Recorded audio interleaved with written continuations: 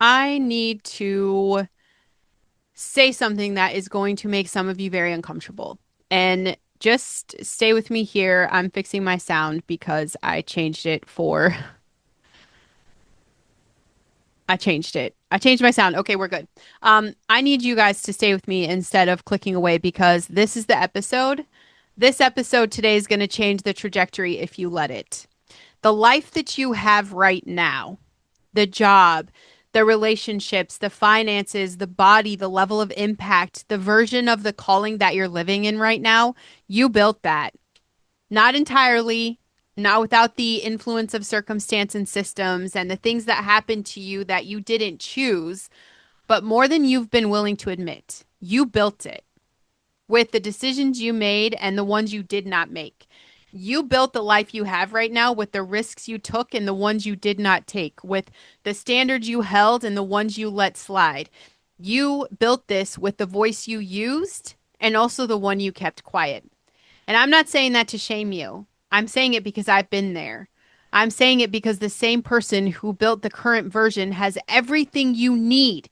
You have everything you need to build the next version, but not while you're giving the blueprint to everything outside of yourself. Because here's the truth that the blame keeps you from. As long as the job is the problem, you cannot fix it. You can only leave it. As long as the economy is the reason, you are stuck with the economy changes, which, let's be honest, it's not a timeline you want to bet your calling on. As long as the childhood is the explanation, right? You're waiting for something that already ended, it's over, and you're waiting for it to unhappen, which is impossible. And as long as someone else holds all the responsibility for where you are, you've given someone else the controls of your life. And they're not using them the way you would. I want you to take the controls back to your life today. That's what this episode's going to be about. Hey, you guys, welcome to Listen Bitch Podcast. I am Brandon Lynette, the Voice Authority Podcast Coach, and your message. Today I'm coming in hot because I love you enough to say the shit that is not going to feel like love in the moment. Yeah, it's going to piss you off. Bitch, you chose this life. You're choosing what you're not changing. You're choosing. You have been the main character in a story where everything happens to you. You're a victim. And I need you to become the main character in a story where you happen to everything. That shift from passenger to driver, from victim to owner is the single most powerful thing that can happen in a person's life right now. And it does not require different circumstances. It does not require a better economy or a more supportive family. It doesn't even require a past that looks different. God will use you exactly where you are. It just requires a decision. A very specific, today you decide you're not waiting around anymore kind of decision to take full responsibility, massive responsibility for where you are, and take full authority over where you're going. You get to choose. Today is brought to you by Super Patch. Super Patch. And I have to get it. I have to get it. I have to get it to kick it today because ownership sometimes means kicking the habits that have been keeping you controllable in the wrong place. The scrolling instead of creating, the consuming instead of building, the numbing instead of feeling. Kick It is designed to help overcome bad habits and fight cravings. You want to know how I'm not a sugar addict anymore? It's this little thing right here, a little sticker. Um, this is like the physical version of the work that we're going to do mentally today. And you guys know this is drug-free, zero ingredients, FU Big Pharma, vibrotactile technology that supports the decision to do the hard shit. Okay. So you guys can find this link in the show notes. Kick it. Um, this is what blame is doing to your brain. And I'm not criticizing you. I just want you to see this as a mechanism because the mechanism is the thing that you can actually change. Okay. When you assign responsibility for your situation to something outside of yourself, the brain files the problem under not mine to solve. That's the file. And so your brain, which is an extraordinarily efficient problem solving machine, it does not allocate resources to problems that get filed under not mine to solve. It allocates resources to problems it has been told are yours. The external attribution literally turns off the problem solving circuitry for that particular issue. So every single time you locate the reason for where you are in the economy, for the boss you have, the partner, the childhood, the algorithm, whatever you're blaming, maybe it's the timing, you're telling your brain this is not your problem to solve. And your brain, because it's very obedient, it stops trying to solve the problem. And you stay exactly where you are.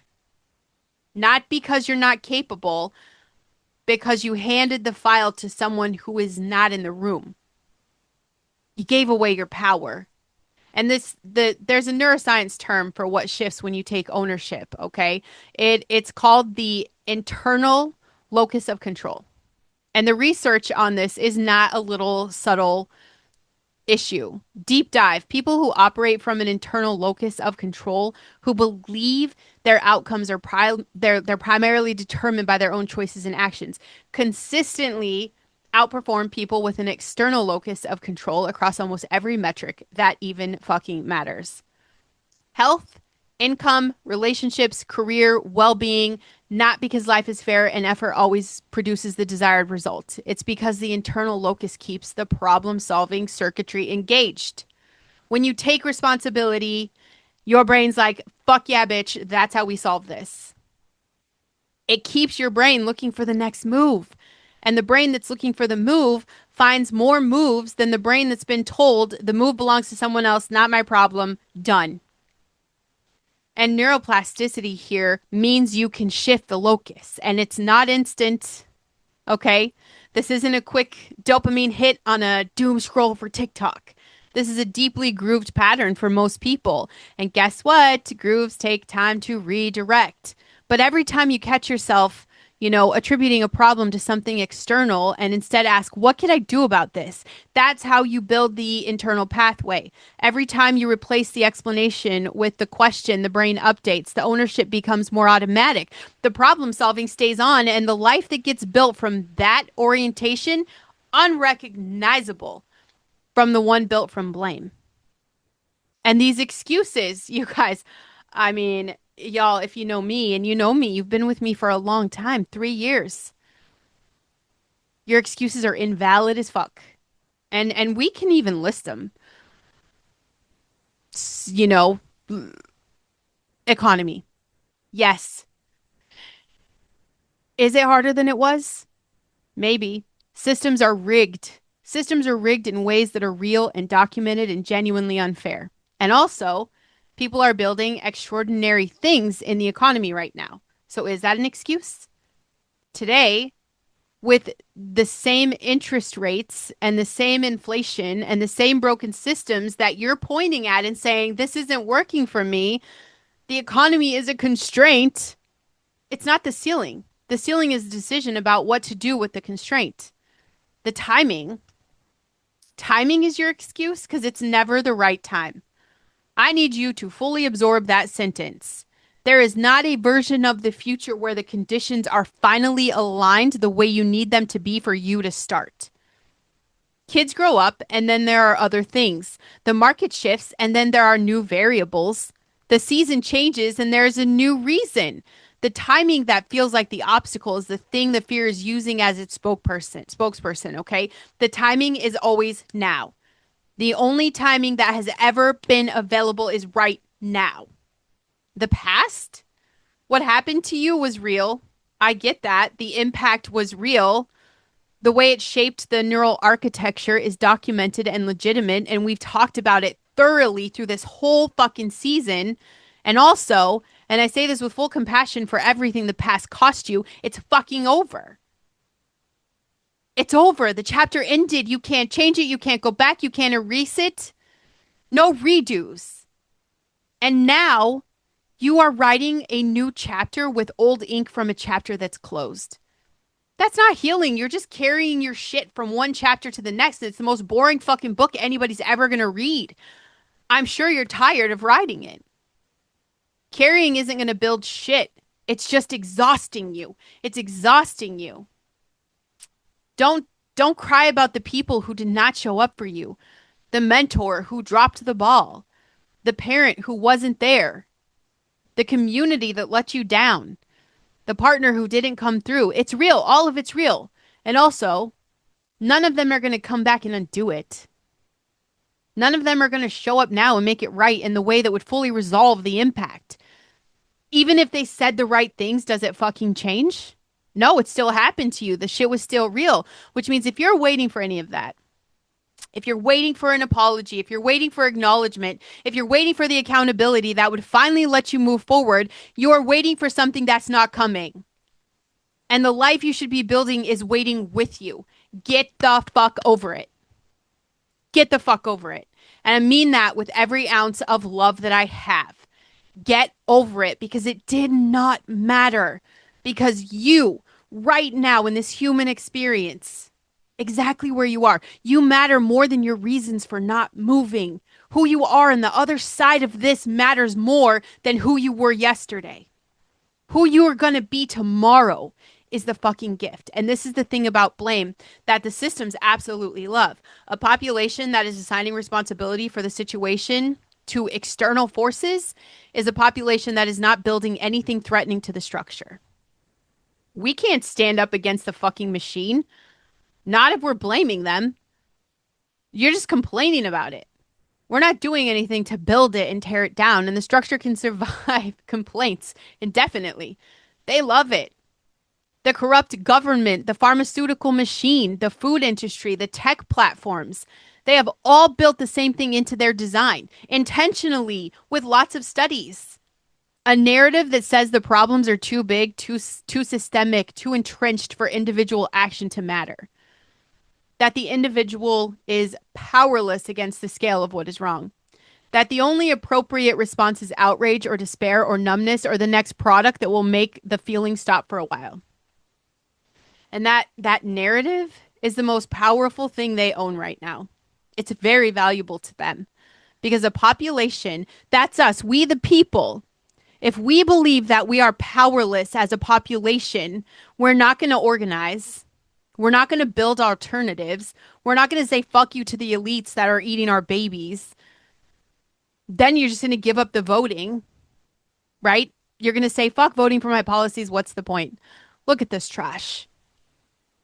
We're going to stop voting at the right to change things at a city and state level where actual change happens. We don't start the businesses. We don't build the platforms. We don't tell the stories that shift the culture.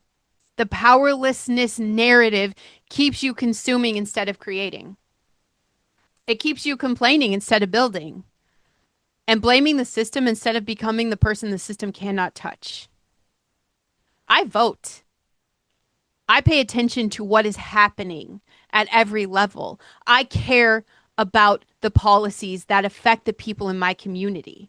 I pray for my leaders. I pray for my president because scripture tells me to and because I believe it matters. And I also take full ownership of my lane because the most effective thing I can do for the culture is build something in my lane that is real, that is grounded, that is genuinely useful so that the people who find it become more of the people the culture needs. I need you listening to this show. I need you taking action. I need you to share it out. Then I need you to start your own. That's the rebellion. This is the season. It's not the rage that's going to get us anywhere. Watch the people on the internet throwing tantrums. They're only viral because everybody likes a show. Rage isn't going to get us anywhere. Giving up isn't going to get us anywhere. This is the building, and we cannot build if we're blaming everybody else. And there's a version of me that had a very long list of legitimate reasons for not being where I was supposed to be. You know, you guys know I went through the woo space chapter. I've talked about it. The years of building in the wrong direction, the embarrassment I suffered from that. I had reasons, good ones. And someone I trusted pointed me wrong. The information I was given was misleading. The environment I was in normalized what should have not been normal. And all of that was true. All of that was true. And for a while, I used that excuse quietly without admitting I was using it. I used the legitimate wrongness of what had happened as a partial explanation for why I'd not stepped into the next thing I was supposed to be building. I froze, you guys. I gave up. I stopped creating. I stopped showing up. And that's because the next thing I was supposed to build required me to be visible, to put my real self out, to say, here's who I am, and here's what I believe, and here's the mess, and here's the message. And the chapter I was embarrassed about made that visibility feel riskier. It was worse. The shame and the embarrassment. What if people found out? What if the past discredited the present? I left it all up. All of it's there. My history, my history. I don't clear my history. I don't clear the cache, bitch. I don't delete shit. It's there. The day I stopped using the excuses, the day I fully owned the chapter instead of partially hiding behind it, was the day the building actually started because I could not create the authentic life from a hedged position. And the hedged position was a form of blame. Blaming the chapter for the hiding, blaming the past for the delay, giving the responsibility for my current inaction to something that had already ended. It was over. Your mess is your message. That is not just a tagline, it is the ownership principle. The chapter that feels like the reason you cannot is actually the material you're supposed to build from. But you cannot use it as a material while you're using it as an excuse. You have to pick one. Bitch, I picked the material and it worked. It worked. I just talked to a man on my interview show who spent 3 years blaming his industry for the fact that his business wasn't growing. It was the industry's fault because the industry was saturated, he said. The market was oversupplied, the conditions were unfavorable. And I mean, he had a very thorough, well researched, entirely accurate analysis of why his industry was difficult. It was there. And he was in the same place at year 3 as he was year 1. The shift happened when someone asked him a question, not what is wrong with the industry, it's what are you specifically doing that no one else in the industry is doing? He couldn't answer that question because he had been so focused on the external problem that he had not developed the internal differentiator. He went and developed it, stopped analyzing the industry and started building something within it that was unmistakably his. Within a year, his business doubled. And it's not because the industry changed, actually got worse, but it's because he stopped waiting for it to. You guys understand the industry is not the problem. The ownership was the problem, and the ownership is the solution. How is it that 2 pizza places next to each other can be incredibly successful? 3 coffee shops in a row on a street, all incredibly successful? It's the same thing. The last thing I want to hear when I have my entrepreneur mamas come through here and they're like, man, the market's just pretty saturated. Yeah, but not by you. Your message, your story, your voice, that matters. That matters. That matters. If this episode is speaking to you, if you're the person who's been holding a list of legitimate reasons while the thing you're supposed to build is waiting for you, share this out with someone else you know who needs to hear it, okay? Maybe someone that's going to hold you accountable, the one who is brilliant and capable and stuck behind the explanation. They need this. You need this. Make sure you guys subscribe, leave a written review. It takes 3 minutes. It is the most direct act of ownership you can take for the show, okay? And if you don't want to share it and you don't want to leave a review, then you can go ahead and buy me a cup of tea at listenbitchdonations.com. Okay. And listen, Jesus is the model for me, right? It is the truest frame I have for what ownership actually is at the deepest level. And ownership is not self-reliance. And that's important to know. Because when I say take responsibility for your life, I am not saying figure it out alone. Trust only yourself, pull yourself up by your bootstraps and earn your way to the life you want. That is not what I'm saying. That is the prosperity gospel talking, and the prosperity gospel is not the gospel. What I'm saying is this: God gave you the life. He gave you the calling. He gave you the gifts. He gave you this beautiful, specific story, the particular combination of wounds that hurt and the wisdom of overcoming that and the experience of what you went through that makes your voice the one that certain people need. Your voice is going to reach people mine never could. But the thing is, he gives you all that, but he can't live it for you. That life requires your participation. That calling requires your obedience, your stewardship. The gifts require your deployment. And standing in the explanation of why the deployment has been delayed, even if the explanation is accurate, even if the reasons are real, it is not stewardship. You're just delaying it. Jesus said to the man at the pool of Bethesda, the man who had been there for 38 years, who had a very good reason for not being healed, who could explain in detail why his situation was what it was. Jesus did not validate the explanation. He asked, "Do you want to be well?" And then he said, "Get up, pick up your mat, and walk." He didn't wait for the conditions to improve. He didn't say, why don't you get up when someone helps you in the pool first? He said, "Get up now, pick up the thing you've been lying next to, and walk."